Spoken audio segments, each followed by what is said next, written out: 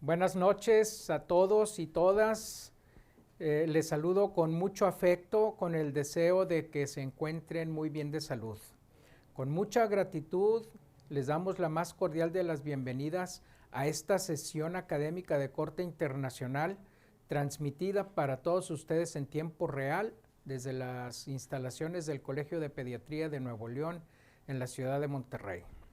Saludamos con mucho afecto a quienes nos siguen localmente en la ciudad, dentro del estado, los diferentes estados de la República y desde diferentes sitios en los Estados Unidos, en Centro y en Sudamérica. Enviamos también un saludo con mucho respeto a nuestras autoridades de CONAPEME, presidida por la doctora Marisol Millán Lizárraga. Pues bien, la actividad sustancial del Colegio de Pediatría de Nuevo León es la educación médica continua, por la que todos y cada uno de los integrantes de la mesa directiva trabajan arduamente sin escatimar esfuerzos en la planeación, organización y desarrollo del programa académico, con alcances internacionales. Esta vez nos sentimos bastante honrados de contar con la colaboración de The University of Pittsburgh Medical Center, con la participación de un distinguido profesor del área de la psiquiatría, a quien le agradezco a nombre propio y de todos los integrantes del consejo directivo de nuestro colegio haber aceptado la invitación a participar con nosotros.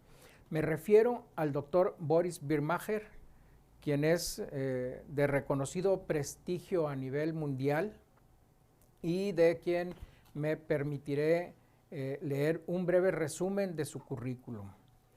El doctor Birmacher es fundador de la Cátedra de Enfermedad Bipolar de Inicio Temprano y profesor distinguido de Psiquiatría en la Escuela de Medicina de la Universidad de Pittsburgh y director de los servicios para la atención de trastornos del espectro bipolar para niños y adolescentes. Recibió su título de médico en la Universidad Valle en Cali, Colombia. Se especializó en psiquiatría en la Universidad Hebrea de Jerusalén, en Israel, y en psiquiatría infantil en la Universidad de Columbia, Nueva York. El doctor Birmacher es líder en el estudio y tratamiento de trastornos pediátricos del estado de ánimo y la ansiedad. Sus investigaciones se han enfocado en los factores de riesgo, predictores, curso y tratamiento del trastorno bipolar de inicio infantil. A lo largo de su carrera se ha desempeñado como director, como coinvestigador también para más de 25 becas y proyectos de investigación auspiciados por el gobierno federal de los Estados Unidos de Norteamérica. Ha sido autor o coautor de más de 470 publicaciones, numerosos capítulos de libros, así como su propio libro Nueva Esperanza para los niños y adolescentes con trastornos bipolar. El doctor Birmacher ha sido galardonado con numerosos premios a lo largo de los años, incluyendo el premio Colvin al logro sobresaliente de investigación de trastornos del estado de ánimo en el 2013, y el premio Edelson de la investigación en psiquiatría infantil y adolescente en el 2014. En 2018 recibió el premio Gerald Clerman Senior Investigator Award y el Lifelong Fellow Award de la American Psychiatric Association. Durante 4 años y hasta el 2018 fue presidente de programa de la Academia Americana de Psiquiatría Infantil y del Adolescente, y recientemente fue nombrado consejero emérito de la misma asociación. A través de sus actividades de investigaciones clínicas y de mentoría, el doctor Birmacher ha incrementado mucho la comprensión de los factores de riesgo para los trastornos del estado de ánimo y la ansiedad. Ha desarrollado e implementado tratamientos innovadores para mejorar la vida de los pacientes y sus familias, y ha entrenado a varias generaciones de educadores, médicos e investigadores. Presento a ustedes al doctor Boris Birmacher, a quien le agradezco mucho haya aceptado la invitación a participar con nosotros. y le dejamos cámaras y micrófonos para que nos dé su plática, que está titulada Depresión y ansiedad agravadas por la pandemia en niños y adolescentes. Doctor Birmacher, sea usted bienvenido y pues muchas gracias por participar con nosotros. Adelante, doctor. Okay. Gracias, doctor Alcalá y doctor Flores, por la invitación, y a toda la Academia de Pediatría de Nuevo León y todos los que se han unido. Buenas noches. También espero que todos estén y sus familias sanos con esta cosa de la pandemia, y ojalá termine, porque se está volviendo cansona. Ya llevan, es casi un embarazo completo o más. Me pidieron que les hablara sobre la pandemia y los efectos psicológicos en los niños, y sobre todo en la depresión y ansiedad de los niños. Entonces, lo que voy a hacer primero es resumirle lo que se sabe de cómo la pandemia afecta a niños y adolescentes y adultos, pero también lo que les voy a presentar es basado en estudios que ya se han hecho en otras pandemias, como el Ébola, por ejemplo, y en otros países, digamos en China, se han hecho muchos estudios de los efectos en la familia, porque ellos lo tuvieron primero, y hay también ya ahora estudios en Europa y en Suramérica, Norteamérica, Canadá, etcétera.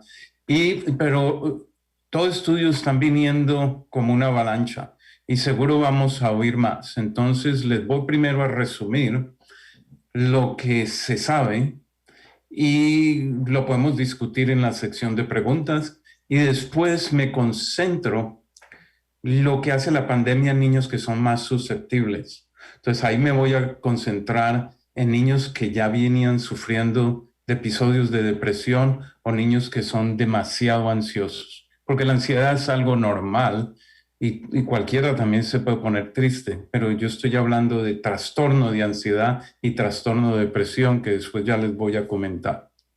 Entonces, hay efectos potenciales, los llamamos potenciales porque no todo el mundo lo sufre, pero como lo pueden ver aquí, no sé si me ven la flechita, no. Sí, como lo pueden ver, hay efectos en la familia, hay efectos en el colegio, efectos económicos, efectos en el sistema de salud, y todos van a afectar al niño. Al final van a afectar al niño y toda la sociedad. Entonces, por ejemplo, y esto es un por ejemplo, estoy seguro que hay más cosas, los factores ambientales que pueden afectar al niño y la familia. Uno, esto es una crisis médica, que pues se había hablado hace muchos años que puede haber una pandemia, pero uno la veía desde lejos y uno decía, eso van las historias, en las películas, eso no es conmigo, pero la estamos viviendo, y en muchos países ha muerto mucha gente. En Estados Unidos ya va como, yo creo que hoy ya estaba llegando a 470,000, y dicen que va a ser mucho más alto. También produce una recesión económica, entonces la crisis médica y la recesión económica, todo esto va a afectar a cada uno de nosotros y las familias, y como van a ver, a los niños también. Fuera de eso, entonces hay un problema con la pobre información que produce la media, radio, periódicos, televisión y sobre todo la media social. Solamente para darles un ejemplo, yo recibí un, un email de un amigo que yo creo que es bien educado, y me está diciendo que él no se pone la vacuna porque la vacuna es de ácido ribonucleico, y que eso va a entrar en el músculo, y en el músculo se pasa al cromosoma, y que en el cromosoma va entonces a manejar lo que las proteínas produce la célula, y que eso es una manipulación que está haciendo el gobierno para manejarnos a todos, y que él no se lo va a poner. Yo no sé de dónde oyen estas cosas, de el radio, de la media social, y hay mucha mala información, y si hay mala información, hay información falsa, los niños también la oyen y se asustan de esto.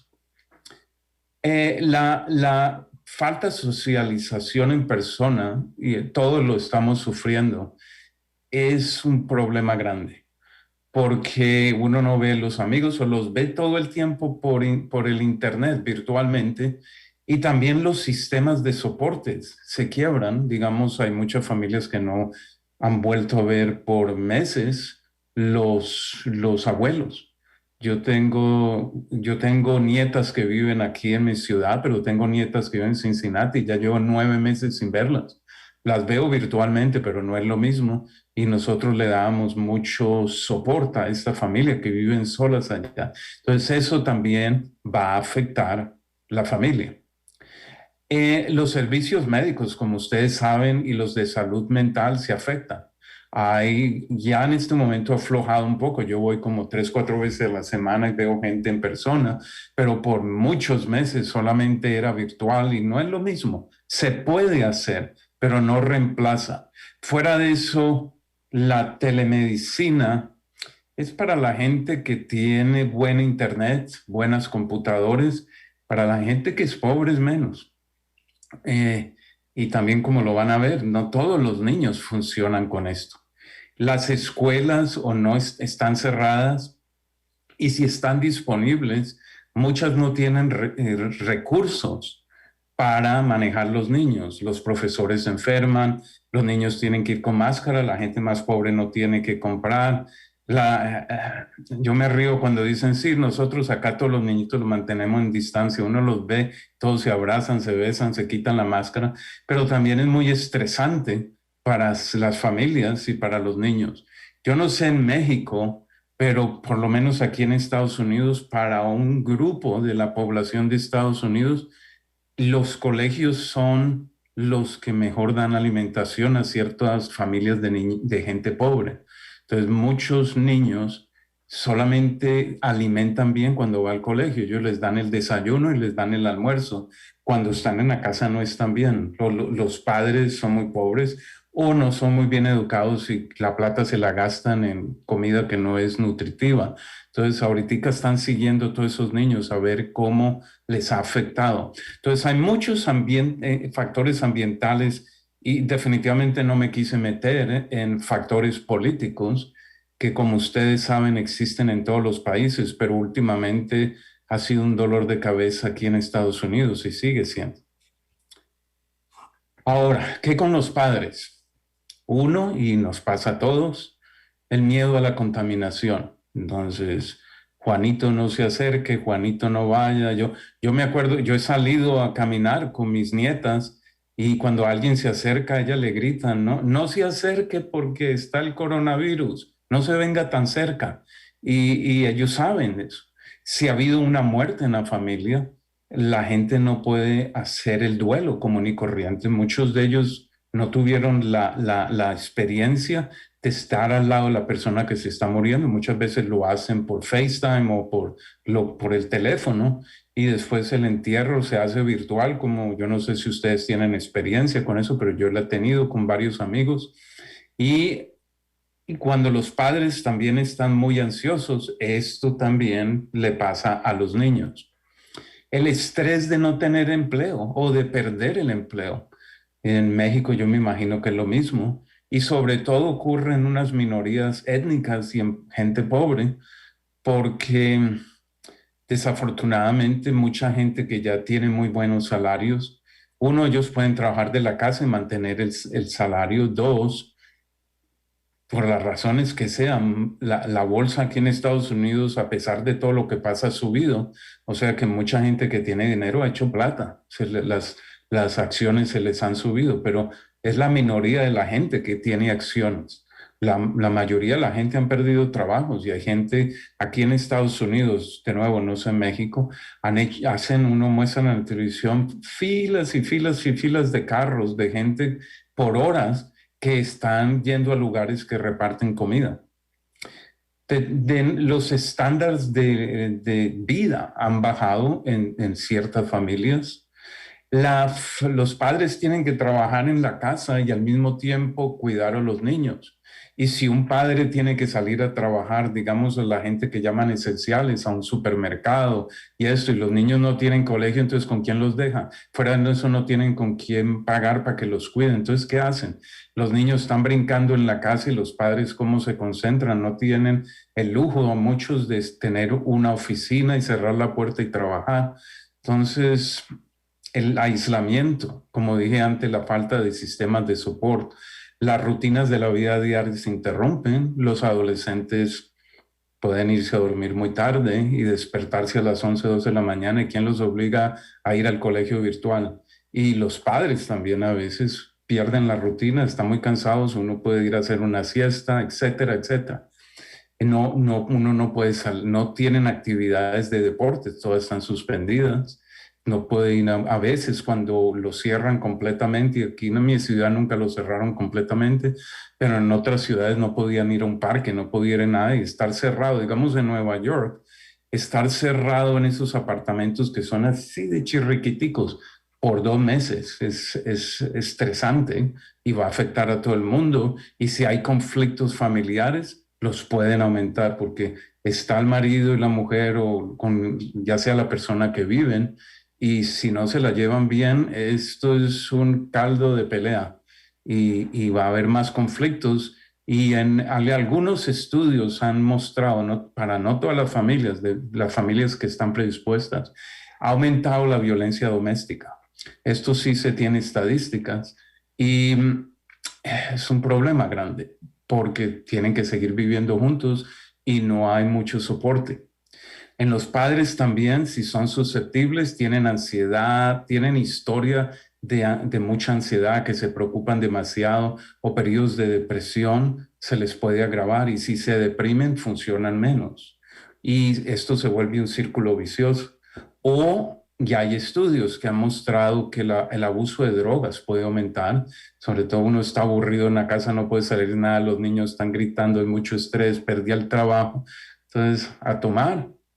Y alguna gente que tiene propensidad, susceptibilidad al suicidio, entonces hay, en algunos estudios, no todos, ha mostrado que la prevalencia de suicidio, la incidencia de suicidio, perdón, aumenta durante estas épocas. Finalmente, los padres también tienen problema porque tienen menos acceso al tratamiento, ambos, psiquiátrico y médico. Muchos hospitales estuvieron saturados por el COVID, entonces no veían a las demás personas tan frecuente como antes. Tal vez la gente que tiene plata, sí, pero como la población en general no los aceptaban en urgencias. Muchos hospitales en el pico aquí cancelaron las cirugías común y corrientes. Entonces, aguante su dolor, aguante todo, más estar en la casa encerrado. Y telemedicina, como dije antes, no siempre está disponible, o a veces no es apropiada. A veces hay gente que es imposible hablar con ellos cuando uno está en telemedicina. Nosotros hacemos mucha telemedicina, y hay padres que es imposible. Yo les digo, ¿sabe qué? Vengan a la clínica, la abrimos para usted, porque están corriendo los niños, hay perros ladrando, qué desorden, uno no oye nada, se les corta la internet, entonces lo llaman a uno por teléfono y no oye nada. Y esto sucede sobre todo en familias más caóticas o en familias que son de menos recursos. Y todo esto empieza a acumularse, y ahí es donde afecta al niño. Entonces el niño, así como los adultos, y a veces peor, porque los niños no tienen a veces la capacidad cognitiva de procesar lo que está pasando, y ellos miran en el internet, en la televisión, oyen discusiones de los adultos y empiezan a estar muy, pero muy, muy ansiosos de que se van a infectar. Y muchos niños ya saben del COVID-19, el virus. Unos dicen, conozco niños que dicen, ese virus estúpido, ¿cuándo nos va a dejar? Hay que encontrar tratamiento, yo no me quiero infectar. Pero hay niños que familiares se han muerto, y los abuelos se han muerto, y primos se han muerto. Entonces esos niños entran en depresión esperada, que uno espera que se deprimen, y empiezan a tener problemas de conducta, o les empiezan a decaer en el colegio. Y como estaba diciendo antes, todo un círculo vicioso porque afecta a la familia, a los padres, los hermanos, las hermanas y a veces ese niño. Eh, Económico también, completamente puede afectar a los niños a través de los padres, por supuesto. Estos niños están viviendo con los hermanos y hermanas, muchos encerrados en un cuarto muy pequeño, entonces hay más haber más peleas, más conflictos. Fuera de eso, imagínense una familia que tenga un solo computador, ¿cómo hacen para hacer el colegio con un solo computador? O si tienen dos, digamos, porque algunas familias, algunos colegios les regalaron computadores, pero si no tienen el espacio, están sentados juntos y se distraen. Las relaciones con otros niños, que es súper importante a cualquier edad, hasta adulto, viejo, lo que sea, pero esta también es muy importante y no la tienen. Hay muchos niños que se han quejado, no han vuelto a ver a los amiguitos excepto por el internet. Se atrasan en el colegio y eso está pasando ahora. Y estudiar virtualmente a veces no es difícil. Algunos niños son buenos para eso, pero digamos son niños con TDAH, con el problema de déficit de atención. Si es problemático en el colegio, imagínense sentado en una pantalla y muchas veces los padres tienen que sentarse con ellos o si no se distraen o se ponen a navegar el internet o a hacer juegos. Y si los padres no están ahí, no hacen nada, ni las tareas, si les van a cerrar los jueguitos, hacen una explosión. Como dije algo, la información de la media, o si la información de los padres no es correcta, los niños también se pueden asustar mucho. No hay actividades, no hay deportes, las actividades del día, las rutinas de sueño, por ejemplo, los adolescentes se pueden ir a dormir todos 3, 4 de la mañana y se levantan a la 1, 2, 3 de la tarde, así como en los fines de semana, pero ahora pasa todos los días, porque no tienen que levantarse para ir al colegio. No todos los niños son así, algunos son muy buenos y lo hacen. Ahora, un problema que se volvió es el uso excesivo de pantallas. Con esto me refiero a las tabletas, el computador, los teléfonos, todo lo que tenga pantalla. Y porque como no hay comunicación personal, entonces esto lo ha reemplazado. Y hay muchas cosas, el Internet tiene cantidad de cosas buenas, pero también cantidad de cosas malas. Muchos niños se han hecho estudios que pornografía, sobre todo en adolescentes, puede estar aumentando. Y abuso de niños también puede aumentar porque empiezan a irse por el Internet por lados que los utilizan, o niños y niñas adolescentes pueden empezar a desnudarse enfrente de la cámara y ha habido problemas. Eh, Como dije antes, los problemas de los padres pueden afectar a los niños, de los hermanos y hermanas, y también hay estudios que han mostrado que en algunas familias puede aumentar el riesgo de abuso físico y sexual en niños. Están viviendo, no todo el mundo, no quiero acusar a todo el mundo, pero tiene todo el mundo acumulado en una casa y viven juntos todo el día. Y si hay algunos problemas que aumenten el riesgo de abuso, entonces están allí a flote. Y como están viviendo todos los días, los estudios han mostrado que puede aumentar. Entonces uno tiene que tener un ojo para eso. También para los niños es los servicios psiquiátricos y médicos. A veces son muy difíciles. Los adolescentes pueden usar más drogas. La mayoría usan es marihuana y aquí ha aumentado mucho. Y ellos le cuentan a uno, estamos muy aburridos, entonces metemos marihuana todo el tiempo. Algunos toman más alcohol. Ha habido un aumento. Lo que pasa es que como hay tantos factores, yo no sé si es por el COVID, pero ha habido un aumento en intentos suicidios.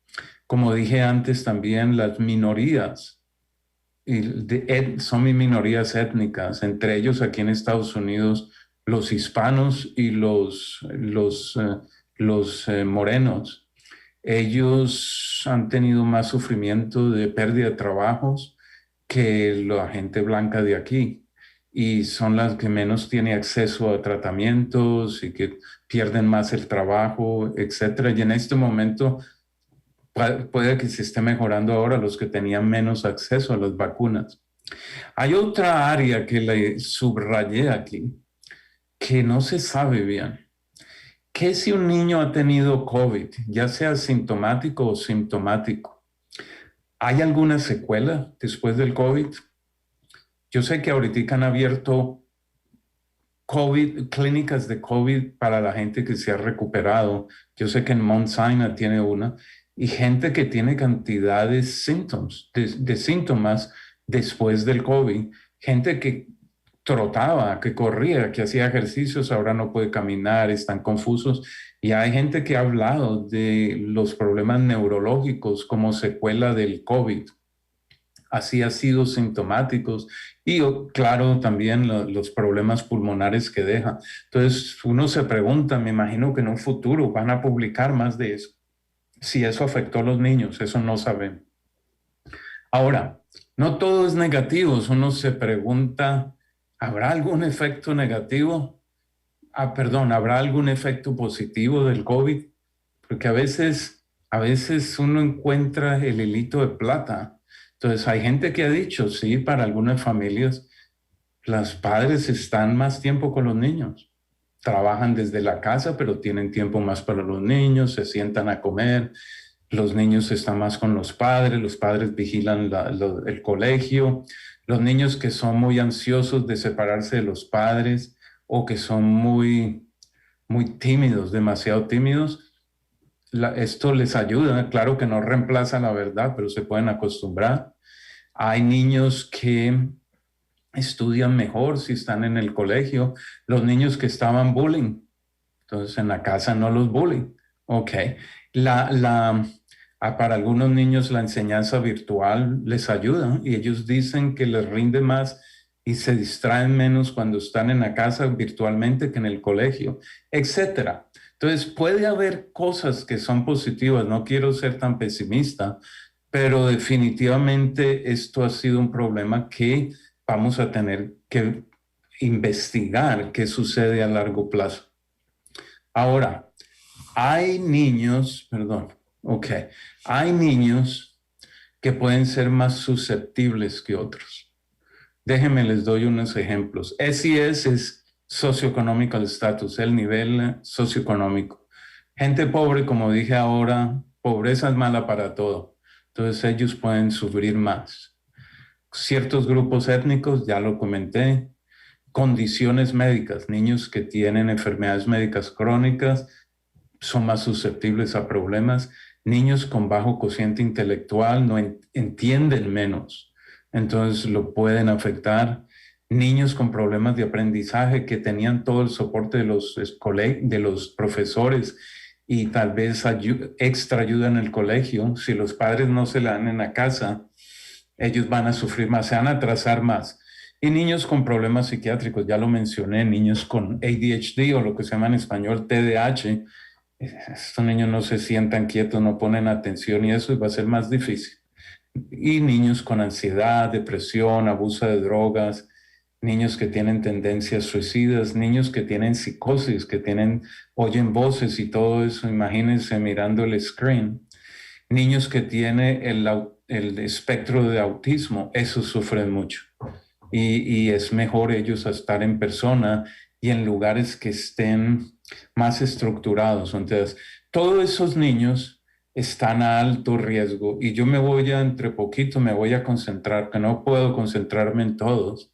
Me voy a concentrar en los niños que tienen ansiedad y depresión y todos los factores que ya mencioné afectan a los niños normales y a la gente normal. Bueno, no debería ser la palabra normal. Afectan común y corriente a todo el mundo, inclusive a mí, al Papa, a cualquier mundo. Pero si uno tiene predisposiciones puede ser peor. Ahora, antes de salirme de la pandemia,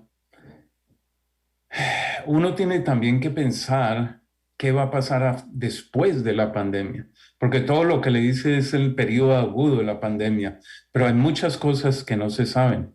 Los niños van a tener que empatarse con el nivel escolar, ellos no muchos de ellos se quedaron atrás. Entonces, ¿qué va a pasar con la escuela? Digamos, un niño está en quinto grado y pasa a sexto, pero el quinto estuvo muy, muy superficial. Entonces, ¿qué pasa con todo lo que tenían que aprender en quinto para poder hacer sexto? O sea, que va a haber que tener cambios en el colegio y extra estudios o lo que sea. Cómo los niños, por ejemplo, van a regresar y relacionarse con los amigos, los maestros. Los padres, muchos, van a tener que buscar trabajo porque no tienen con qué comprar comida. ¿Quién va a cuidar los niños? ¿Qué va a pasar con los servicios médicos y psiquiátricos? Y aquí me acuerdo otra cosa positiva. Yo no sé en México, pero digamos aquí en Estados Unidos, que a veces siguen las reglas muy cerraditas así. Nosotros por mucho tiempo hemos querido hacer telemedicina con áreas rurales porque ya no hay pediatras, no hay mucho médico allá. Entonces hemos querido hacer telemedicina, pero es muy difícil que los seguros pagaran por eso. Entonces los hospitales no quieren hacerlo. Fuera de eso, algunos seguros decían, sí, lo puede hacer, pero no lo puede hacer en la casa del niño. Ellos tienen que ir a un centro de salud y tiene que haber una enfermera o un médico de allá al lado de ellos, porque por cuestión de demandas. Y muchos seguros no aceptaban, digamos, yo vivo en Pensilvania, pero yo no podía ver niños en Ohio, que queda aquí al lado, o en West Virginia, o en otro estado. Cuando empezó la pandemia todavía esto era problemático, pero con el tiempo todo esto se fue al carajo en el mejor sentido de la palabra, porque yo en este momento hago telemedicina con los niños en la casa en pijama, bien cómodos. Los padres no tienen a veces que viajar 3, 4 horas a mi ciudad, pagar el transporte, pagar quién se cuida a los niños que se quedan en la casa. El, el, em, yo puedo ver niños, estamos viendo niños en Florida, estamos viendo niños en California y los seguros anteriormente nunca hubieran aceptado eso, pero ahora no les importa. Ojalá esto siga. Fuera de eso, yo no tengo licencia en California, ni tengo licencia en Florida, pero en este momento parece que no les interesa. Entonces yo estoy viendo y recetando a niños en otras partes del país y aún más se lo estamos haciendo ahora por fuera del país y no hemos tenido problema. Ojalá que todo esto persista y sea un cambio positivo después de la pandemia. O sea que hay que pensar qué va a pasar con todos estos niños, no solamente en la etapa aguda, sino después de la etapa aguda. Y hay mucho que pensar. Yo no voy a entrar en detalles ahora, pero ustedes me imagino que también tendrán su propia experiencia y con mucho me encantaría oírla después cuando entremos a la sesión de preguntas. Entonces, entremos ahora a estos niños que son más susceptibles. Entonces, estos son niños que tienen historia de trastorno depresivo mayor o con historia de trastornos de ansiedad. La depresión mayor, olvídense de la ansiedad por un momento.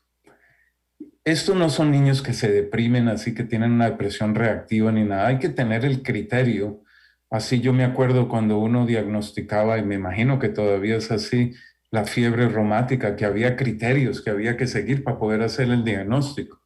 Lo mismo es con la depresión mayor. Entonces, estos son niños que están muy deprimidos, se aíslan, lloran mucho, no se pueden concentrar, duermen mucho, no duermen nada, se les sube el apetito o se les baja mucho el apetito, pueden estar muy irritables, no gozan nada. A niños a veces ni siquiera gozan los juegos de computador y cuando uno ya se preocupa mucho y no pueden gozar eso. Y algunos niños tienen pensamientos suicidas o de agresión hacia otro, o se cortan, etcétera. Esos niños que tienen depresión mayor es más o menos por lo menos en Estados Unidos, el 1 al 2% en niños y más o menos puede llegar a 15, 20% en adolescentes, que entre otras cosas es muy parecido a los adultos. En los adultos es como de 15 al 20% y generalmente es después de la pubertad.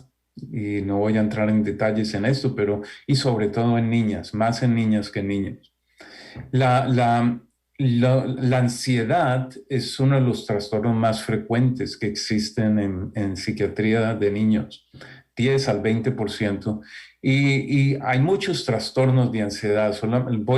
Voy a hablarles en general, pero hay uno que se llama ansiedad generalizada, que son niños y adolescentes que se preocupan demasiado. Preocuparse está bien, pero estos se preocupan del pasado, del presente, del futuro, la economía, el clima, etcétera.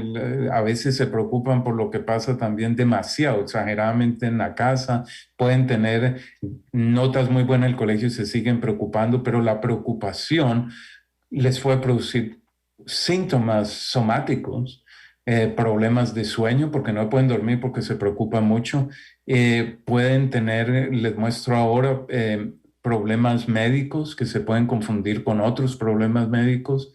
Y estos niños están también predispuestos a desarrollar depresión, o sea que generalmente es la ansiedad primero y encima de ellos viene la depresión y hay que tratar ambos.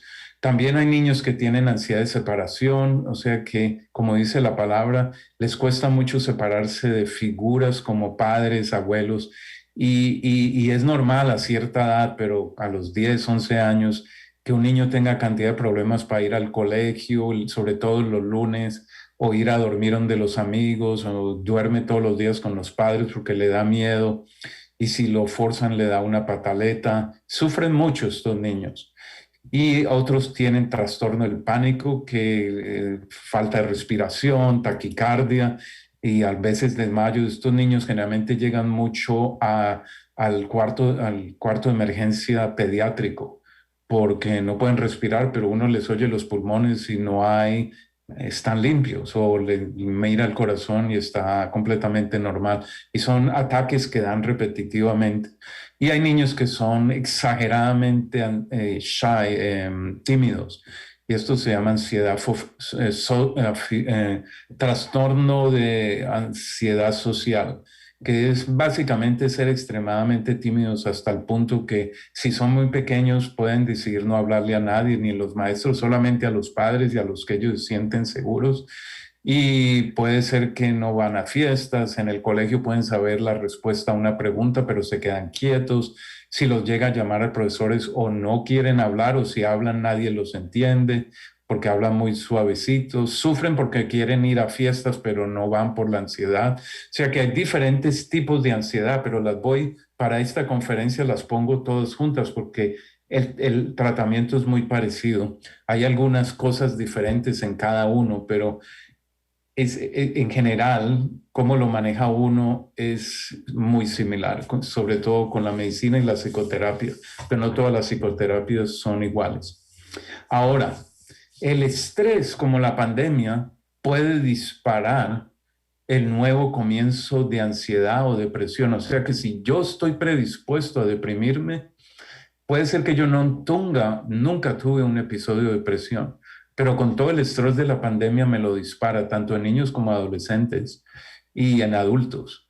Y la ansiedad también me la puede disparar, pero si yo ya tengo, digamos, un niño que me preocupa demasiado y estas cosas, tanto la depresión como la ansiedad, corren en familias, entonces si la gente en la familia está deprimida o con mucha ansiedad, entonces mi ansiedad es tremenda porque todo el día estoy pensando que me contagio. La mamá o el papá va al supermercado y los niños están súper ansiosos y lloran porque los padres no han regresado, y cuando vienen a ver si tienen el COVID encima, etcétera. Ustedes se pueden imaginar lo que estoy hablando, porque algunos de estos niños son súper ansiosos, pueden tener dolores de estómago, cabeza, garganta, y van al pediatra y no se les encuentra nada. Y no es que estén mintiendo, es que la ansiedad se está manifestando con un síntoma somático. No, mucha gente piensa, se la está haciendo. Nada. Muchos niños con ansiedad de separación el lunes por la mañana se quejan de dolor de estómago, pueden tener vómito y náusea, y es un síntoma verdadero, que el cuerpo está reaccionando a un nivel de estrés muy alto. Lo mismo puede ser en un adulto que tenga una ansiedad tremenda y tenga un susto, que le dé una taquicardia tremenda, y esos adultos llegan también al cuarto de emergencia pensando que porque les aprieta el pecho y tienen taquicardia, que fue un infarto, y no tuvo un infarto, pero hay que tomarlo en serio porque de verdad están sufriendo. Ahora, uno tiene que tener un diagnóstico diferencial, y para hacerlo corto, uno tiene que saber si la depresión es una reacción normal, sobre todo en periodos de estrés, o cuando alguien muere, o cuando un animal que uno tiene y lo quiere mucho muere, uno se pone triste y puede tener algunos síntomas parecidos a la depresión mayor, pero esto es duelo, esto no lo llamamos a nosotros trastorno depresivo mayor, cuando ya se pone mucho más peor y está afectando la vida de la persona y sobre todo tiene ideas suicidas, no duerme y no le va mejorando con el tiempo, pueda que esa persona, el duelo, le haya disparado la depresión mayor, sobre si todo, si tiene predisposición. Entonces uno tiene que estar pendiente de eso. Preocupaciones normales. Uno no debe decir este niño tiene un problema de ansiedad solamente porque se preocupa. Puede ser un niño que lo está en bullying y se está preocupando mucho y eso es normal.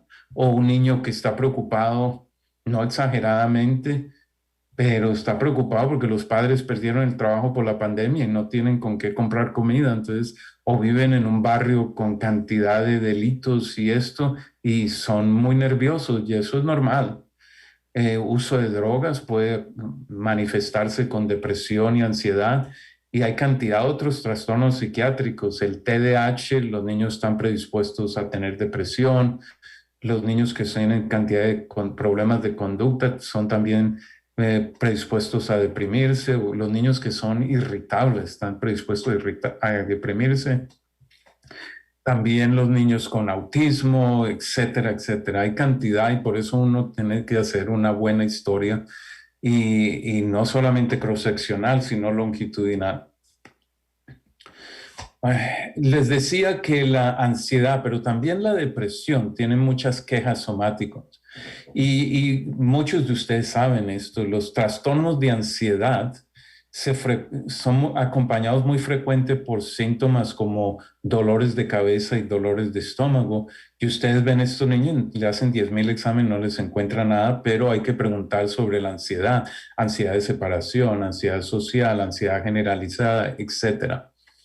Y algunos de estos niños se les hace cantidad de exámenes médicos y de laboratorio que no son necesarios. Y les doy un ejemplo. Yo vi un niño que nos llegó con una ansiedad severa y que hasta había estado manejado en gastroenterología por varios años y no respondía nada. Y entonces un pediatra tuvo la sospecha de que había tal vez alguna ansiedad. Y este niño lo que tenía era una ansiedad de separación severa. Y cuando iba al colegio le daba diarrea, le daba vómito, náusea. Y a él le habían diagnosticado una enfermedad de Crohn y le hicieron hasta biopsia de intestino. Entonces yo les pedí que me mostraran los resultados de la biopsia, pero no me convencía que la histología era de Crohn. Entonces llamé a los gastroenterólogos y les dije que si podía suspender todas las medicinas. Él estaba tomando como 6 medicinas y me dijeron que sí y lo tratamos como una ansiedad de separación y mejoró completamente. Y entre otras cosas, cuando la mamá oyó todo lo que tenía el niño, ella dijo, yo también tengo ansiedad, entonces la tratamos también a ella, porque a veces hay que tratar, a veces no, hay que tratar también los padres, si no los niños siguen con su ansiedad.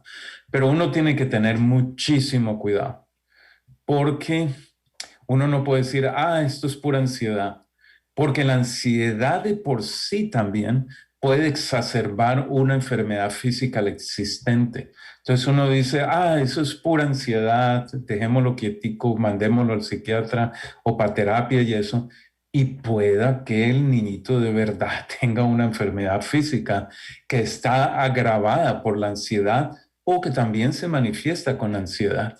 Entonces, por eso hay que colaborar juntos, si uno no cerrarse a la banda en un diagnóstico, sino pensar en esto. Los niños pueden tener alguna enfermedad física, le producirá esa enfermedad física más ansiedad o viceversa. Es como hablar del huevo y la gallina, pero examinar ambos, no descartar. Cuando uno ya haya descartado todo, hace la decisión final. Este es un estudio que nosotros hicimos hace mucho tiempo. No sé si todavía lo llamarán, esto fue en el 2004, dolor abdominal recurrente, que uno de los criterios es que no se encuentra nada. Se le hacen todos los exámenes, radiografías, todo lo que ustedes quieran, no se encuentra nada, entonces se llama dolor abdominal recurrente. Y nosotros lo amarillo son los controles pediátricos que venían a la clínica por el control anual y eran 42 niños que tenían este problema. Y en azul son lo que nosotros le medimos. estos niños tenían significantemente más síntomas de depresión, ansiedad. Olvídense internalicen, externalicen por un momento, pero lo que quiere decir es, estos niños eran mucho más ansiosos y más deprimidos y no se les había encontrado nada. Estos niños los tratamos como deprimidos y ansiosos y muchos de estos síntomas abdominales se le fueron. O sea que no estoy diciendo que todos los niños que tengan eso tienen un trastorno psiquiátrico por debajo, pero uno tiene que hacer el diagnóstico diferencial. ¿Qué con la depresión? Una vez que uno diagnostica a un niño con depresión mayor, eso generalmente dura 7, 9 meses en promedio. O sea que puede haber niños con 2 meses, puede haber niños que son 4 o 5 años. Si uno lo sigue a estos niños, aproximadamente 90% se mejoran en 2 años. Sin embargo, si uno lo sigue más, la enfermedad le vuelve en 50% y tiene recurrencias, o sea, nuevos episodios, 40% en 2 años y 70% en 5 años. O sea que es una enfermedad recurrente, así como la epilepsia, el asma, etcétera. Y en 6 a 10% puede ser crónico y en algunos niños puede ser continua durante los adultos. Y en general, si uno hace los estudios de los adultos con trastornos psiquiátricos, generalmente 60-70% de los trastornos psiquiátricos empezaron durante la niñez. O sea que nosotros, los pediatras, los psiquiatras de niños y eso, los psicólogos de niños, etcétera, somos los que vemos esos niños primero.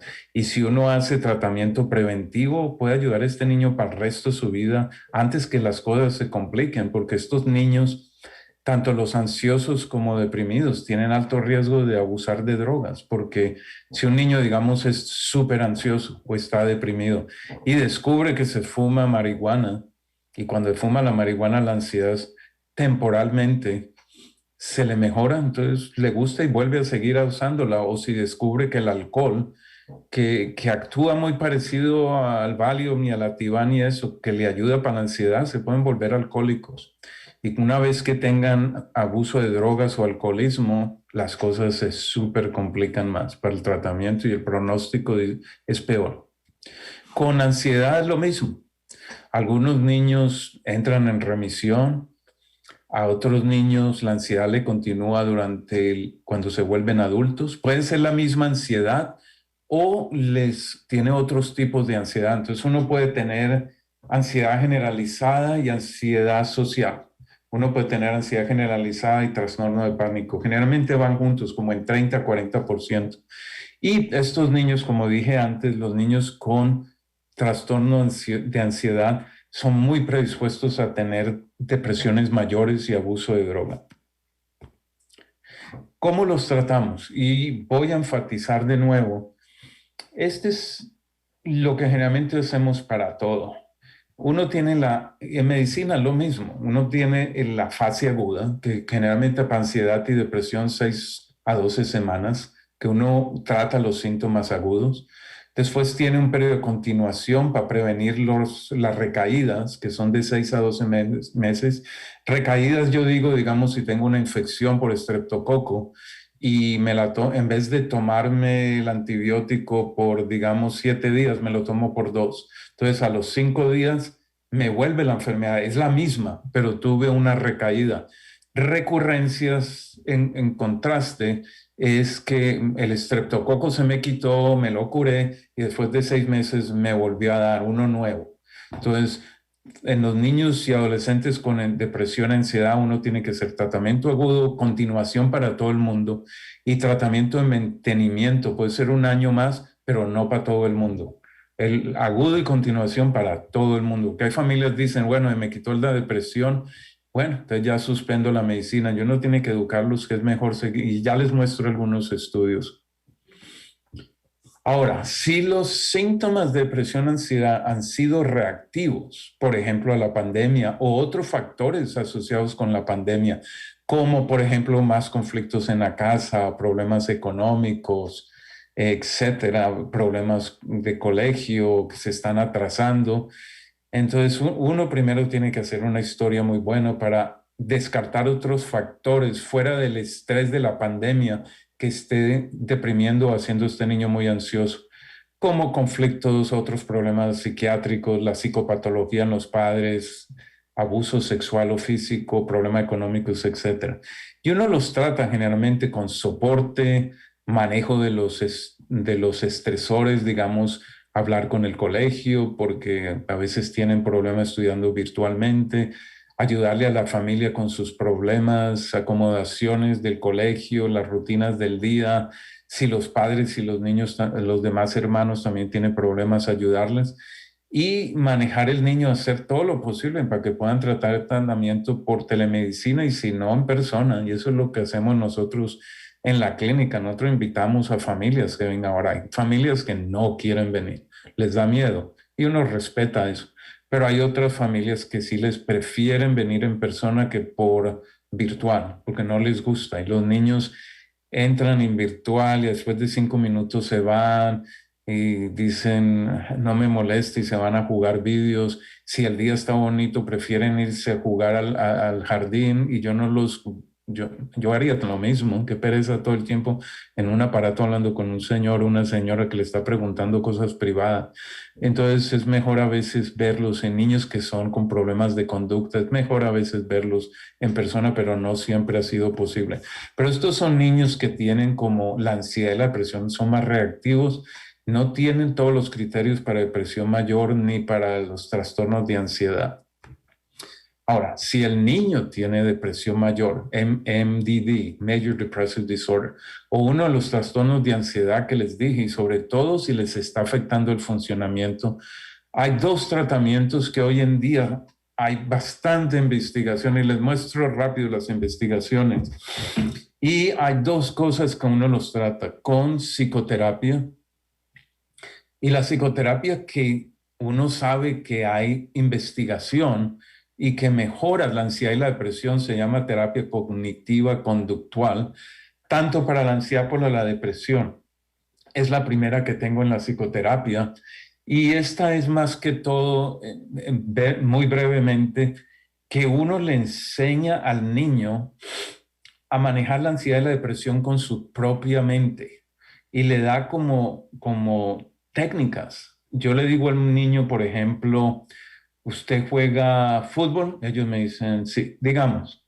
¿Y usted tiene un entrenador? Sí. ¿Para qué le sirve el entrenador? Me ayuda a melear, a tapar, me corrige. Yo le dije, usted necesita un entrenador para que le ayude a manejar y a melear la depresión o la ansiedad. Y sus padres son los asistentes del entrenador, porque uno tiene que entrenar los padres también. Hay otro tipo de tratamiento que se llama psicoterapia interpersonal, pero es más que todo para depresión y en adolescentes, no niños.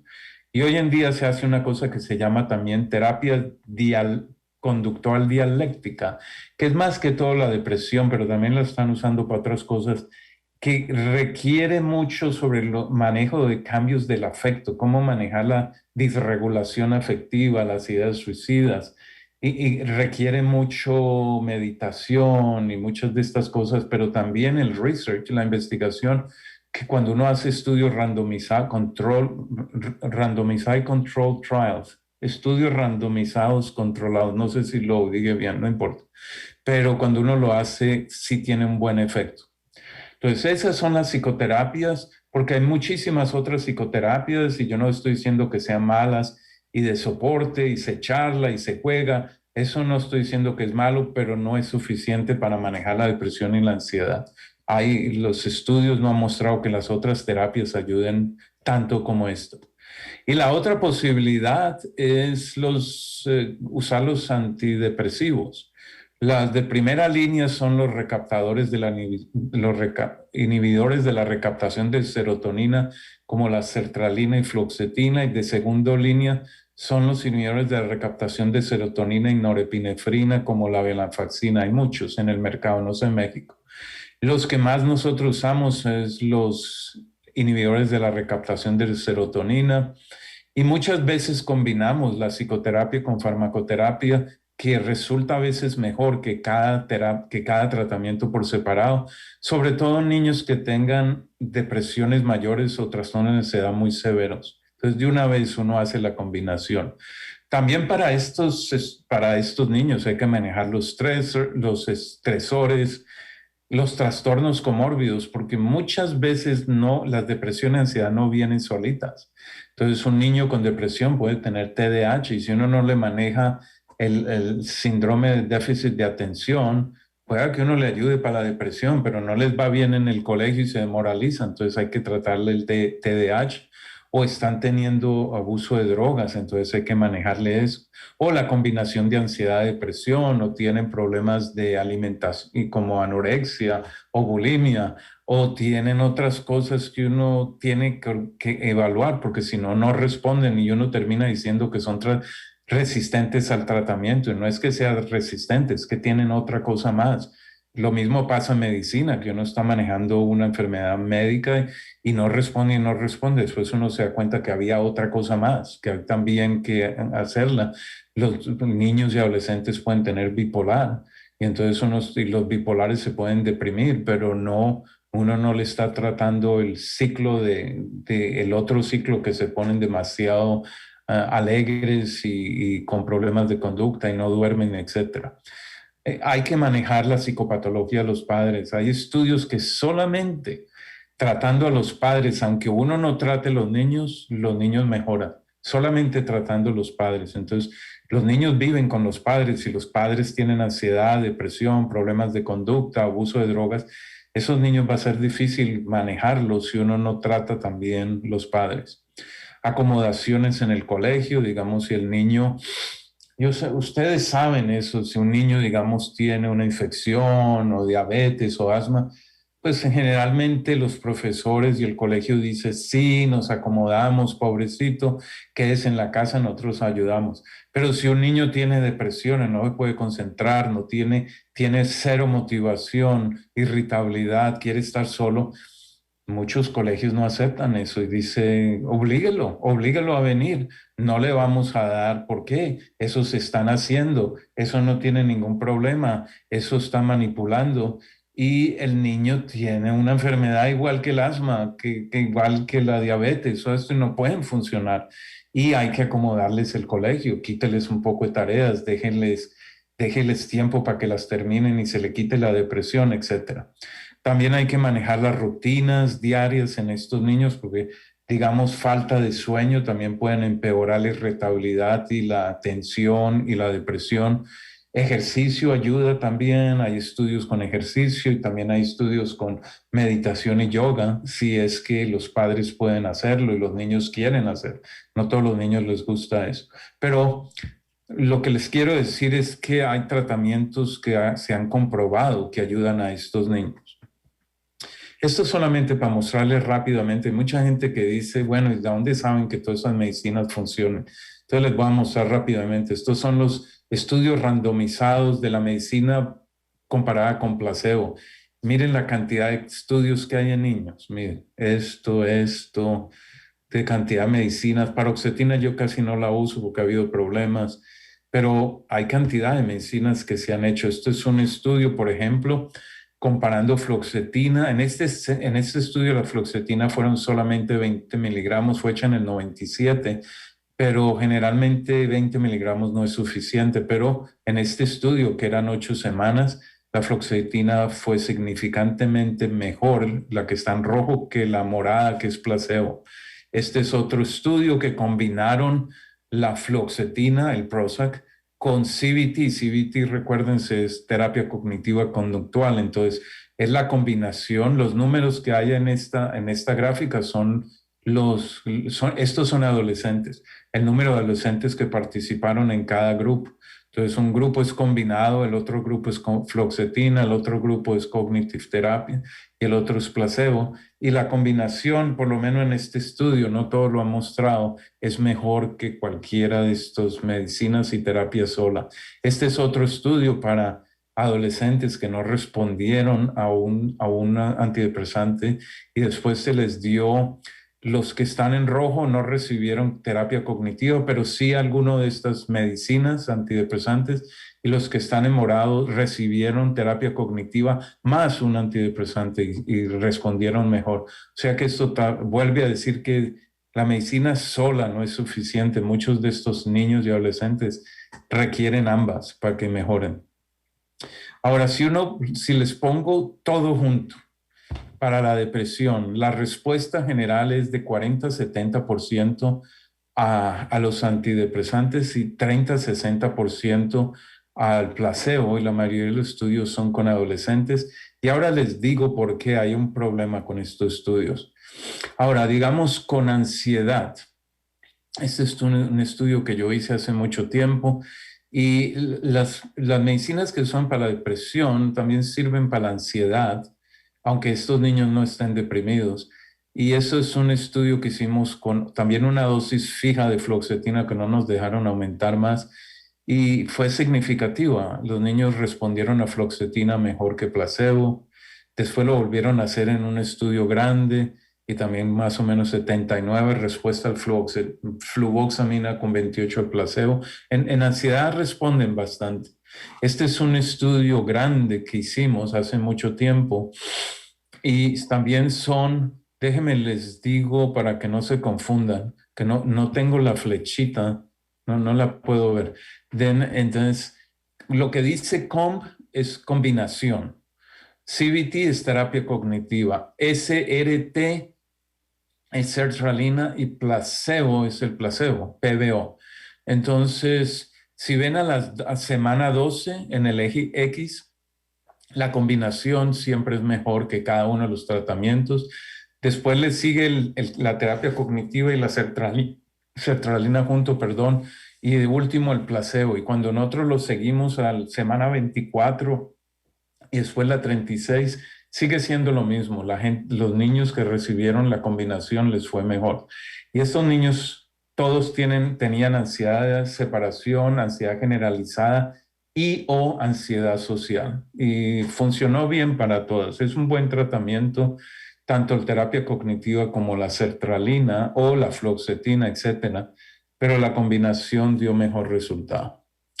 En ansiedad, la respuesta a los inhibidores de la recaptación de serotonina y también la venlafaxina es como 50-90% y placebo 9-38%. La respuesta es mayor que la depresión, y les muestro ahora.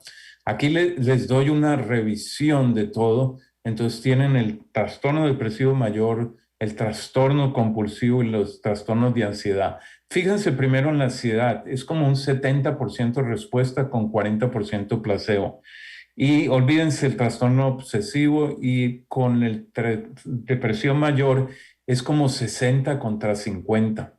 Uno de los problemas que encontramos con los estudios con depresión es que se hicieron en múltiples centros en Estados Unidos, a veces 50 centros.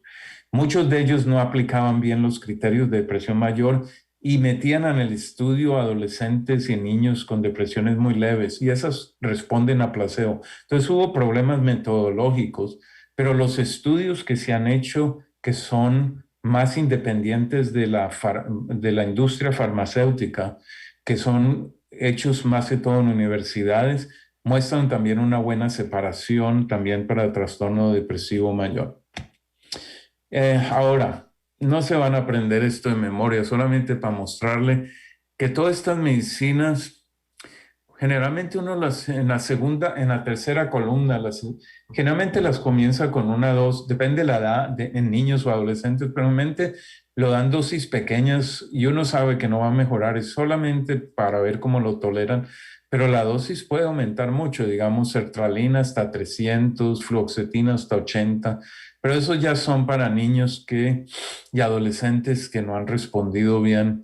Ahí el bupropión no se ha estudiado muy bien en niños y adolescentes, y no es para ansiedad, es solamente para depresión mayor. En adultos se ha estudiado bien y funciona, pero esto era solamente para darle una idea de cómo usamos nosotros la medicina.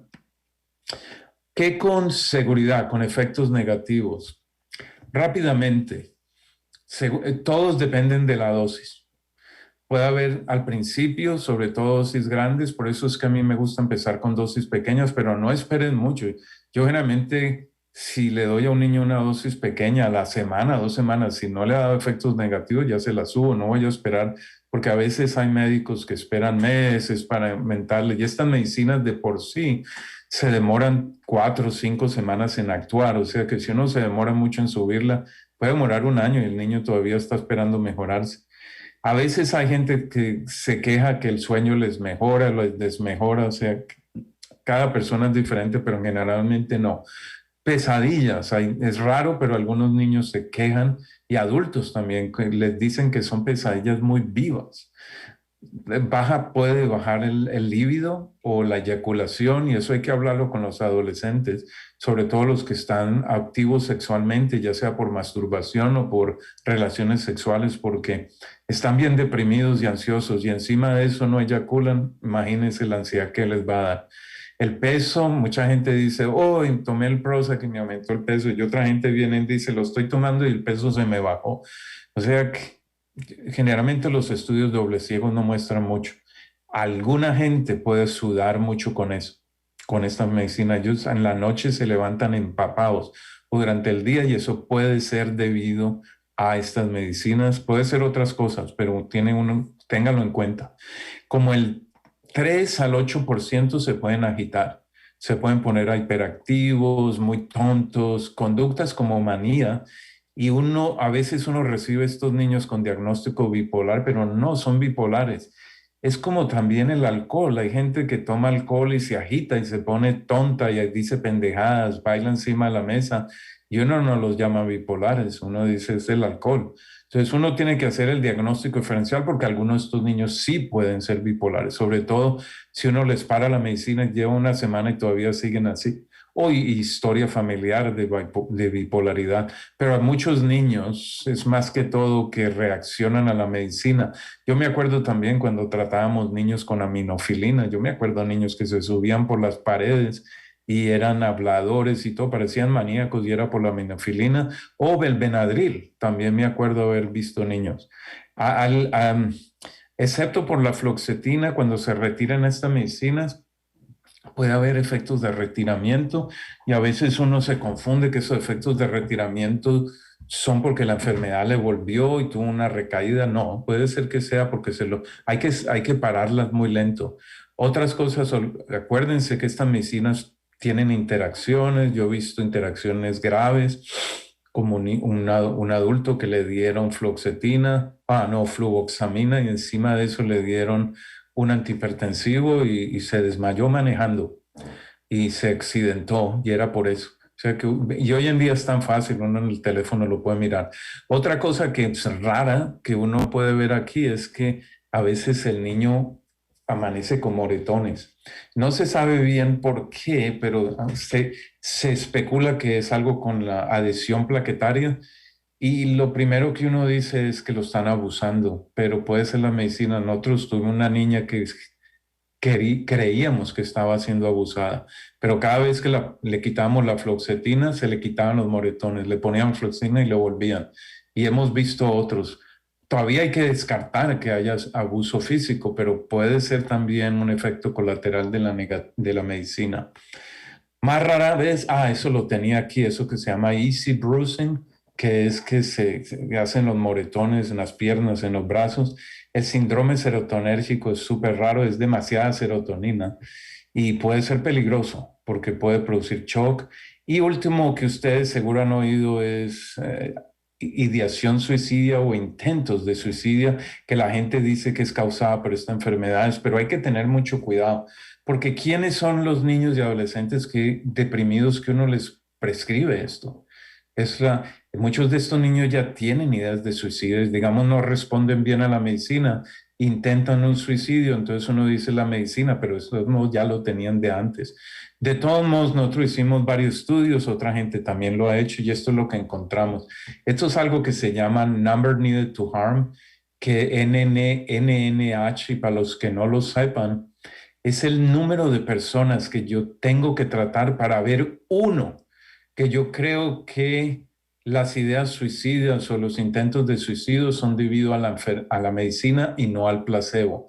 Entonces, digamos, para depresión mayor es 112, o sea que tengo que tratar 112 niños para ver uno que yo creo que de verdad la medicina, con trastorno obsesivo compulsivo 200 y ansiedad 143. Existe. Ahora, todos estos estudios en ninguno encontramos gente que se suicidó, no. La mayoría son aumento de ideas suicidas, alguna gente con intentos de suicidio, pero no completos. No se encontró en ningún estudio, pero hay que tener cuidado. Yo generalmente le digo esto a los padres. Les digo, en general, si yo les receto antidepresivos a 100 niños o adolescentes, de 1 a 3 pueden tener inicio o la suicidalidad se les empeora. Pues estos niños también se agitan, todo se pone peor. Pero yo les digo, entonces les digo, si se pone así, llámenme, suspenda la medicina y llámenme que tengo que reevaluar, porque tener ideas de suicidio uno las tiene que tener, tomar seriamente. Así sea que uno cree que está manipulando el niño, uno nunca sabe. Un niño se puede sentar en la ventana de un tercer piso y decir que se va a suicidar porque no le compran otra tableta, un juego, y por error se cae, se resbala y se cae, y el niño nunca pensó que se iba a matar. Uno tiene que tener cuidado con eso.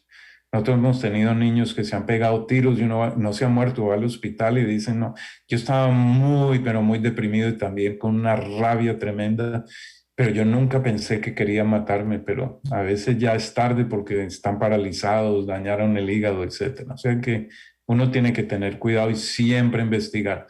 Hay gente, por ejemplo, que dice, no les pregunto porque les da idea. Ah, los niños saben más que uno. Y hoy en día pueden averiguar en el Internet, que es un problema, porque a un niño chiquitos entran al Internet y buscan cuál es la manera más efectiva de matarme. Y les dan idea cómo hacerlo y ellos la siguen. Ahora, esto ya lo hablé de los síndromes de retiramiento, como malestar, ansiedad y eso. Por eso si uno lo va a suspender hay que pararlo muy gradualmente, excepto la fluoxetina porque tiene una vida media muy larga. Otros antidepresivos, que no hay estudios como el bupropión, más que todo para la depresión, el estratera o atomoxetina no sirve para la depresión, los tricíclicos ya no los usamos porque no son tan efectivos, fuera de eso son muy tóxicos y pueden aumentar el QTC y dar hipertensión o hipotensión, taquicardia o bradicardia. Entonces, alguien que adultos o niños que tengan una sobredosis puede ser muy fatal. Entonces ya no lo usamos. Hay gente que dice los ácidos omega 3, no hay mucha evidencia con eso. Y hay muchos otros estudios hoy en día para la depresión. Nosotros ya estamos manejando eso, el uso de ketamina para depresiones resistentes en adolescentes. Y a algunos les va muy bien, pero todavía es problemático. Necesitamos más datos. Ahora, si ustedes deciden usar un antidepresivo, ¿cómo lo escogen? Entonces, lo que nosotros hacemos es medicinas que haya evidencia, no que no haya evidencia. Eso es el primer nivel. Pensar en los efectos colaterales, en las interacciones con otras medicinas. Si ustedes están tratando a estos niños, miren qué interacciones hay, porque si hay interacciones muchas de estas medicinas se metabolizan por los citocromos, digamos mucho la fluoxetina. Entonces, si va a tener una interacción con las medicinas otras que recibe el niño, es mejor no darlas, hay muchas más. La vida media, digamos, muchos adolescentes que no se toman las medicinas o adultos, yo prefiero darle fluoxetina porque así se la tome 3 veces por semana, está funcionando porque la vida media es muy larga.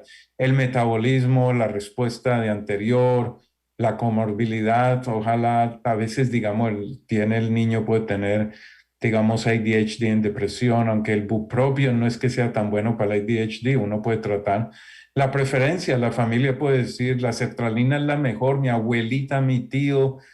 Ellos respondieron, mi vecina la sertralina, entonces ¿para qué me voy a ir a otra? Tome su sertralina porque ya tienen confianza.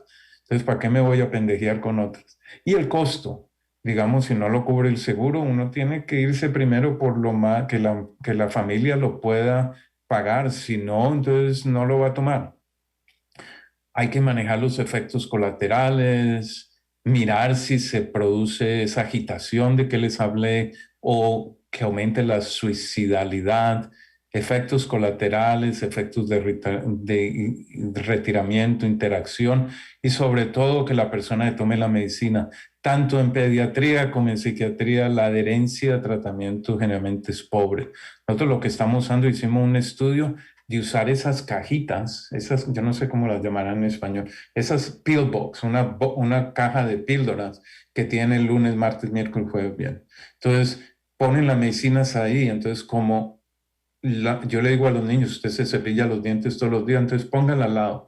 Entonces ellos se dan cuenta, si empieza a acumularse muchas pastillas, ellos se dan cuenta que no se las están tomando y yo les digo, no me enojo con usted, solamente diga. Los adultos también hacen y los adultos se dan cuenta, uno mismo se da cuenta cuántas veces uno se le olvidó. Entonces eso educa bastante. Tratamiento a continuación, como les dije, a ver, no miren esto, les muestro simplemente esto, no lo lean todavía, yo les digo cómo va esto. En el eje X es el tiempo a tener una recaída. En el eje Y es el porcentaje de la gente que ha tenido la recaída.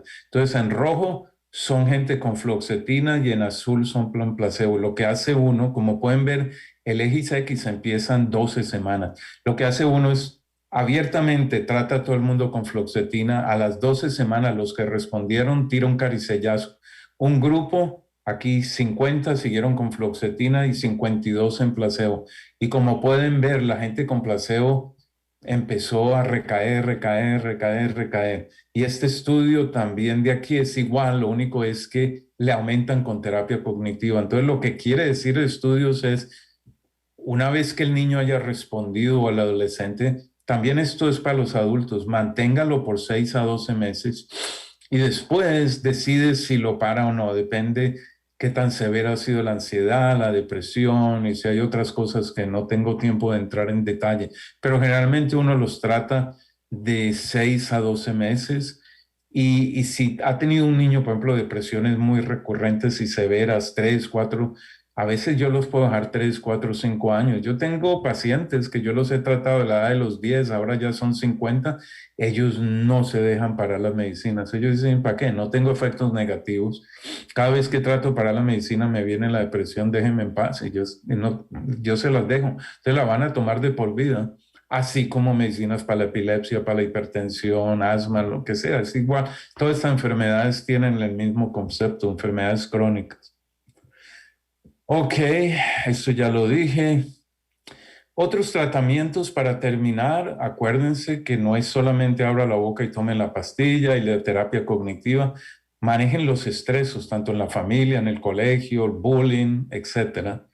Traten los trastornos psiquiátricos, por ejemplo, les dije, si el niño tiene ADHD, las medicinas para la depresión y ansiedad no tocan el ADHD, entonces los padres van a venir, sigue peor, no pone atención, no se queda quietico, lo llevamos a la iglesia y por allá se montó y se montó encima del cura y gritó, y en los restaurantes se va bajo la mesa, esa medicina no sirve para un carajo, pero es porque tiene otra cosa, entonces uno los trata para la depresión o ansiedad y el TDAH o el abuso de drogas o los problemas de alimentación, etcétera. Acuérdense que hay muchos problemas de colegio y con los amigos que uno también tiene que manejar. Y finalmente el tratamiento de los padres y hermanos si es necesario. Y yo creo que con esto termino. Gracias por su atención y la oportunidad. Y yo, si tienen algunas preguntas, con mucho gusto. Muchas gracias, doctor Birmacher. Ha sido una plática bastante interesante. Tan interesante que sí hay bastantes preguntas. Entre muchas felicitaciones y comentarios de que ha sido una plática excelente. Voy a tratar como hay muchas preguntas, voy a tratar de seleccionar las Sí, más por favor. relevantes, doctor. Una de ellas dice, como médico de primer contacto, en el control del niño sano o en la consulta por una patología leve, ¿qué debo de investigar de rutina para detectar trastornos importantes de depresión y o ansiedad? Es una buena pregunta porque la primera persona que generalmente la gente le gusta ir es al pediatra, no al psiquiatra. Entonces, yo sé que los pediatras están pero muy ocupados y tienen 10,000 personas esperando. Uno, hay como instrumentos que están en español, que con mucho gusto, si me escriben, se los puedo mandar, que uno, mientras están sentados en la sala de espera, los pueden llenar los padres, hablando de los hijos, y los hijos a sí mismos, digamos niños mayores de 7, desde que puedan leer y escribir. Y entonces uno puede ver rápidamente los cuestionarios que son cortos, y uno puede ver si hay algún problema que uno así que le venga rápido. Si uno quiere preguntar, digamos, uno puede preguntar si es su hijo feliz, es generalmente contento, y si los padres dicen que sí, generalmente, a veces irritable, a veces es, entonces yo no creo que están deprimidos. ¿Es un niño se preocupa demasiado? No, no. Entonces, no creo que tengan ansiedad generalizada. ¿Es un niño muy tímido? No. El niño puede ir al colegio sin ningún problema, duerme solo por la noche, entonces no creo que tenga ansiedad social. ¿Tiene problemas de conducta en el colegio? No, se comporta bien. ¿Tiene algún problema de aprendizaje o es impulsivo? ¿Actúa antes de pensar o piensa antes de actuar en general, etcétera? Entonces, con eso hace uno un tamizaje rápido si uno tiene tiempo. El problema que le veo es que sí dicen sí. Entonces ustedes tienen que tener más tiempo de ya adentrar al diagnóstico o tener a quien mandárselo. Los instrumentos que les menciono, ya sea, nosotros desarrollamos uno que se llama SCARE, SCARED, que está también en español. Es un instrumento que tamiza, no hace el diagnóstico, pero tamiza para trastornos de ansiedad y otros también para depresión, otros para TDAH. Pero de nuevo, si ustedes van a hacer la indagación, tienen que ser consecuentes con lo que encuentran, a no ser de que los padres vengan pidiéndoles que haga eso. Ahora, si el niño también dice, tengo ideas de matarme, ahí tienen que parar y ponerle bolas. Y, y consultar, si quieren, con un psiquiatra o con alguien, una psicóloga, un psicólogo, porque así ya ustedes tienen la responsabilidad de evaluar. Podría extenderme más en esto, pero para darle chance a otra gente. Yo espero que no los haya confundido con eso, pero hay maneras de hacer esto muy rápido. Muy bien, hay otra pregunta al respecto de esto mismo. Dice, cuando se detectan trastornos importantes de depresión y ansiedad, ¿qué medidas generales les debemos recomendar al familiar mientras llega a la consulta del especialista? Ok, también es una buena pregunta. Uno es educarlos, diciéndoles, su hijo no es que sea malo, es que está deprimido y la depresión no lo deja motivar, por eso los grados en el colegio las notas se le bajaron, por eso está irritable, como cualquier adulto que se deprime. Uno tiene que preguntar, otra vez digo, del suicidio. No es que el niño esté mal educado y se pase a la cama de los padres toda la noche, tiene ansiedad. Y entonces, a veces, si uno consigue algo, que puedan leer algo sobre estos trastornos hasta que lleguen al especialista. Y lo más importante también es decirles, si su hijo tiene ideas de herirse a sí mismo, a los demás, llévelo a un cuarto de emergencia o llámeme inmediatamente, que es lo más urgente de todo. Pero darle un poquito de educación. Hay también cosas que se han publicado, como la Academia Americana de Psiquiatría Infantil tiene panfletos en español, en inglés y en español, que son gratis. Entonces, que se pueden imprimir y usted le dan los padres para leer, y ellos también pueden entrar en lugares del internet si tienen si es posible para ellos, para que empiecen a educarse lo que hay que hacer. Muy bien. Otra pregunta. ¿A qué edad se inician las manifestaciones de ansiedad y depresión? La ansiedad desde muy temprano. Lo único es que uno tiene que tener cuidado porque hay muchas ansiedades muy normales a esa edad. digamos, ansiedad de separación en un niño de 1 año, 2 años, o ansiedad al extraño, ven a un extraño y se sueltan el llanto, o les cuesta mucho trabajo separarse de los padres porque voltean a mirar dónde está el padre y lloran porque no lo conocen a uno. Y eso es normal, pero cuando ya empiezan 5, 6 años, 7, que ya no se pueden quedar dormir solos, están preocupándose demasiado, exageradamente, por muchas cosas que no debería preocuparse tanto un niño. Entonces, son quejas somáticas que uno no encuentra absolutamente nada. Entonces uno ya empieza a hacer el diagnóstico y sobre todo enfatizo, uno hace el diagnóstico cuando le afecta el funcionamiento. Si no le afecta el funcionamiento, entonces es difícil hacer el diagnóstico. Me explico que amistades con otros niños, el niño no está jugando, se aísla, no se concentra en el juego y no es debido a otras enfermedades médicas o psiquiátricas, sino que el niño se ve triste o irritable, porque algunos niños deprimidos se ven irritables. Y los niños deprimidos, generalmente yo los diagnostico más como a los 5 o 6 años. He visto poquitos niños de 5 o 6 años, sobre todo niños abusados, los he visto, pero dolorosamente deprimidos. Ni siquiera juegan ni se ríen. Pero hay un grupo aquí en Estados Unidos que está haciendo estudios de depresión mayor en niños de 2, 3, 4, 5 y ellos tienen seguimientos y estos niños tienen predisposición a ser adolescentes deprimidos y los síntomas son muy parecidos. Lo que pasa es que los síntomas cambian dependiendo del estado cognitivo del niño, el estado emocional. Entonces un niño no va a decir, tengo pataletas porque estoy deprimido". Un adulto puede decir, mire, estoy con mucha rabia y por eso estoy deprimido y por eso tengo tanta rabia y no tolero nada. Sobre todo adultos que tengan que estén en contacto con ellos mismos. Pero los niños no. Si ustedes tienen un niño con fiebre y el niño está teniendo una rabieta, lo tocan y uno dice, ah, es porque tiene una fiebre alta y está enfermo. Pero uno no puede tocar la depresión, no puede medir la depresión, pero si el niño está muy quieto, no le gusta hacer lo que hacía antes, ni siquiera los juegos ni el deporte, no le interesa ver los amigos, duerme mucho, no duerme, tiene cansancio, las notas del colegio se le están cayendo, habla de que no quiero estar con vida, qué aburrimiento. Entonces y si es persistente, entonces uno empieza a decir, hay algo aquí. Así es.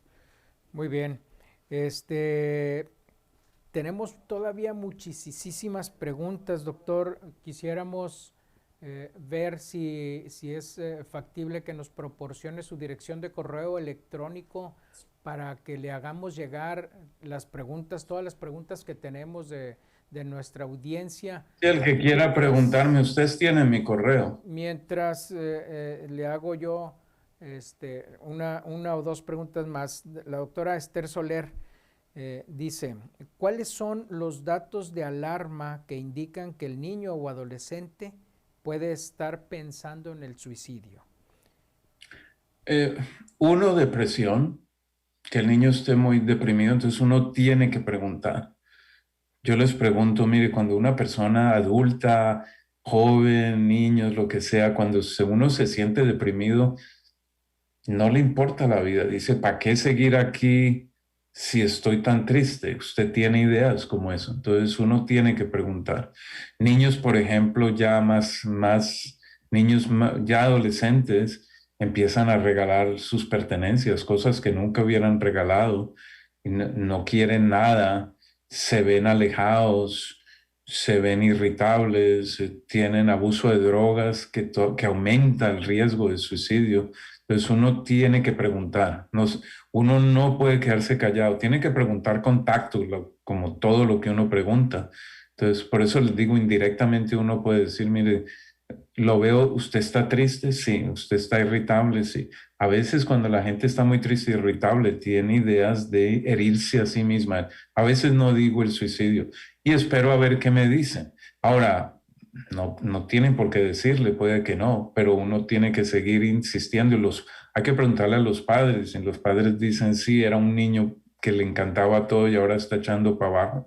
Esto es una mala indicación y uno tiene que preguntar por suicidio. Niños que usan drogas también, porque también no es, aunque no sea suicidio, se les puede ir la mano con la droga o se pueden deprimir y voluntariamente aumentan la dosis. Niños con otros trastornos psiquiátricos que estén mucho en problema, niños impulsivos. Los impulsivos a veces sin querer se hacen daño. La otra cosa súper importante es que el método de suicidio, porque a veces esto también es para los adultos, digamos, la gente que tiene, si yo tengo un arma en la casa, y estoy muy deprimido y tengo ideas de suicidio, pues tengo la arma ahí, es solamente abrir un cajón y llenarla con balas y me la pego un balazo.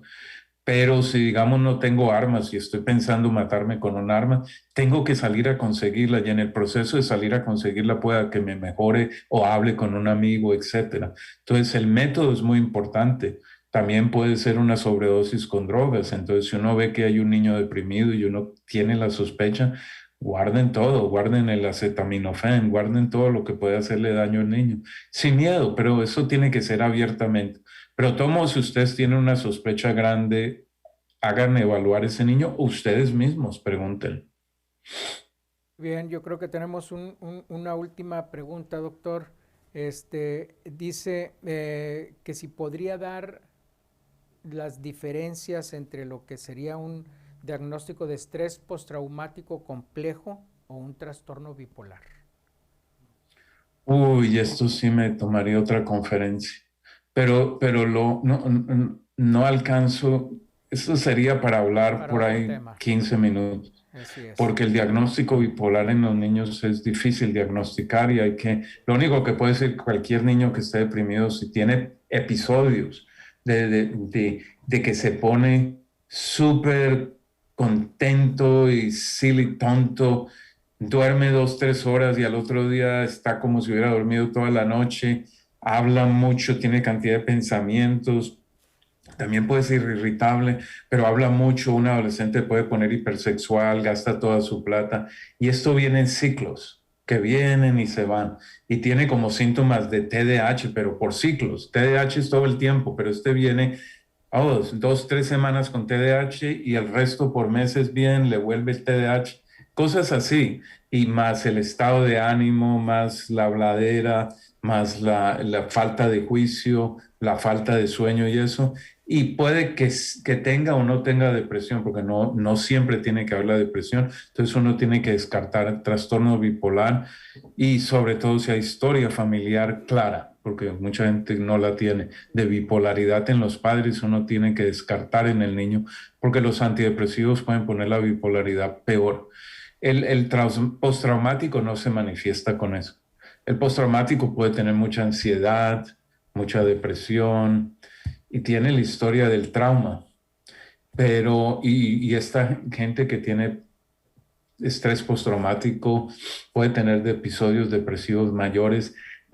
Si no tiene depresión mayor, los antidepresivos no se han demostrado que superayudan, pero hay muy buenos tratamientos cognitivos especializados para trastorno postraumático que se han validado y esos son los tratamientos de primera clase. Ahora, si uno trata el trastorno postraumático y por debajo hay otras cosas, digamos un niño que tenga trastorno postraumático y por debajo tiene un TDAH, un trastorno hiperactivo, y esa es la razón por la que se metió en problemas y al final lo abusaron o lo que sea, porque son impulsivos y no piensan antes de actuar y tal vez entonces le dieron inapropiadamente le pegaron porque se porta tan mal y desarrolló un estrés postraumático, entonces uno tiene que tratar ambos. Pero el trastorno bipolar es complicado para hablarlo tan rápido, solamente le di algo muy para que piense, pero es mejor no entrar en súper detalles a no ser de que tenga cantidad de tiempo. Muy muy bien, doctor Boris Birmacher.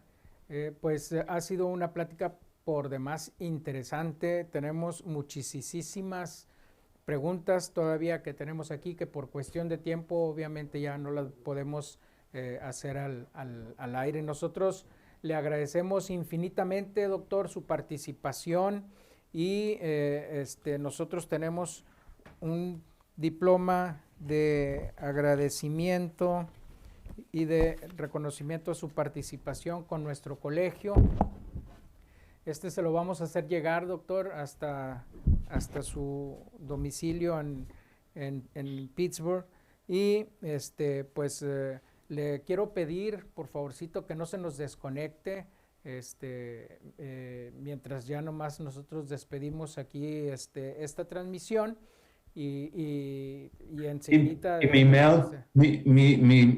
email para la gente que tenga alguna pregunta urgente es mi apellido. Ya salió en la transmisión, doctor. Ah, ok. Sí. Ok.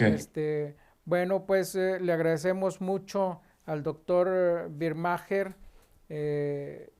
su participación y a toda la audiencia, que fue una audiencia pues bastante numerosa. Le agradecemos hayan tenido tiempo para estar en esta transmisión. Muchas gracias, que tengan todos muy Gracias a todos. No se nos vaya, doctor Birmacher, por favor. Ok.